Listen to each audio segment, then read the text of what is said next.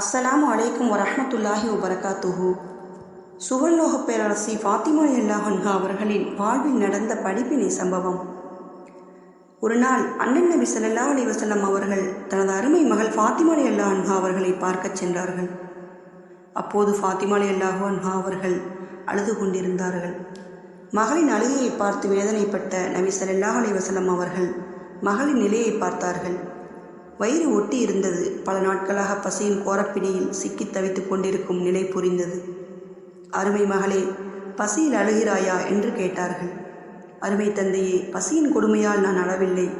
நீங்கள் தான் சொன்னீர்கள், நின்று தொழுதால் 100 நன்மைகள், உட்கார்ந்து தொழுதால் 40 நன்மைகள் என்றீர்கள். நான் இன்று நின்று தொழ முடியவில்லையே, அதனால் 100 நன்மைகளை இழந்தவளாகிவிட்டேனே என்று இதை நினைத்துதான் அழுகிறேன் என்றார்கள்.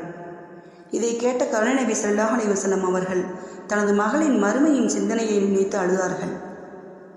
இச்சம்பவத்தின் மூலம் நாம் அறிந்து கொள்ள வேண்டிய படிப்பினை: இஸ்லாமிய பெண்களே, இன்று யாரும் பசியாகவோ பட்டினியாகவோ இல்லை. 3 வேளையும் நன்றாக சாப்பிட்டு இடையில் நொறுக்குத்தீனிகள் என்று பலகார வகைகள் என்று எல்லாம் சாப்பிட்டு விட்டு ஏப்பம் விட முடியாத அளவுக்கு உள்ளோம். இப்படி இருந்தும் தொழாமல் இருப்பது நஷ்டம் அல்லவா? நின்று தொழ முடியவில்லையே என்று ஃபாத்திமா ரலியல்லாஹு அன்ஹா அவர்கள் அழுதார்கள். துன்யாவின் அற்ப கஷ்டம், பசி, பட்டினிக்காக அவர்கள் அழவில்லை. தங்களின் வாழ்க்கை செலவை சுருக்கி கணவனை அல்லாஹ்வின் பாதையில் அனுப்பி வைத்தார்கள். ஹஸரத் அலி ரலி அவர்கள் மதினாவில் புல்கட்டு சேகரித்து விற்பனை செய்வார்கள். சில சமயங்களில் கூலி வேலைக்கும் போவார்கள். பற்றாத வருமானம் என்று கணவனை ஒருபோதும் தொந்தரவு கொடுக்க மாட்டார்கள். தனது தந்தையிடம் முறையிட மாட்டார்கள்.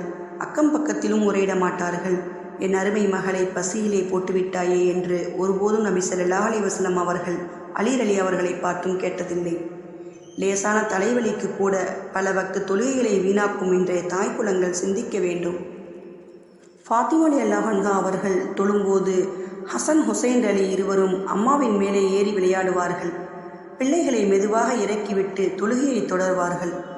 கைக்குழந்தைகளோடு எப்படி தொழ முடியும் என்று சொல்லும் தாய்மார்கள் சிந்திக்க வேண்டும்.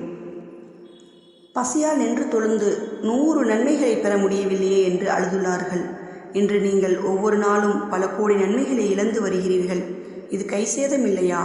இஸ்லாமிய பெண்மணிகளே, தொழுகை விஷயத்தில் உங்களுக்கு அளிக்கப்பட்ட சில நாட்களின் சலுகையை தவிர வேறு எந்தவித காரணத்தை காட்டியும் தொழ முடியவில்லை என்று அல்லாஹ்விடம் சொல்லி தப்பிக்கவே முடியாது.